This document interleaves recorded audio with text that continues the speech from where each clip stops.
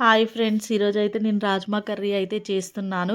Over night నానబెట్టిన రాజ్మాని తీసుకొని అవి 3, 4 విజిల్స్ వచ్చే వరకు కుక్కర్లో వేసి ఉడకబెట్టుకున్నాను. తర్వాత నేనైతే టమాటోస్ తీసుకొని వాటిని పీసెస్గా కట్ చేసి మిక్సీ జార్లో వేసి అవైతే పేస్ట్ చేసి పక్కన పెట్టుకున్నాను.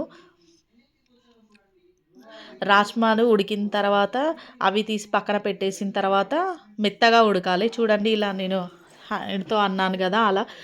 తర్వాత ఒక కడాయి తీసుకొని అందులో ఆయిల్ పోసి జీలకర్ర, పచ్చిమిర్చి, ఆనియన్స్, కొత్తిమీర,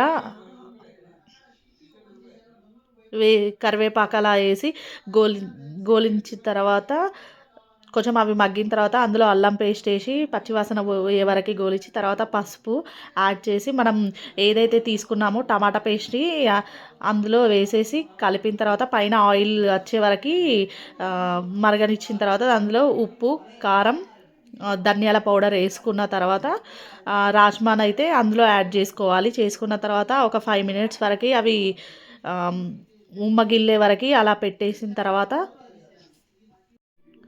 ఇలా ఉమ్మగిల్లిన తర్వాత అది దగ్గర వస్తుంది కదా, అప్పుడు అందులో మనం కొత్తిమీర వేసుకొని ఒక 2 మినిట్స్ అలానే పెట్టేసి లాస్ట్లో అయితే మనం కొంచెం టేస్టీకి కసూరి మేతి యాడ్ చేసుకోవచ్చు. కసూరి మేతి వేసిన తర్వాత ఒక 2, 3 మినిట్స్ ఉంచేసి ఆఫ్ చేసుకోవడమే. ఇదైతే చపాతీలోకి అయితే బాగుంటుంది. నేనైతే ఫస్ట్ టైం ట్రై చేశాను. వీడియో కనుక నచ్చితే లైక్, షేర్, సబ్స్క్రైబ్.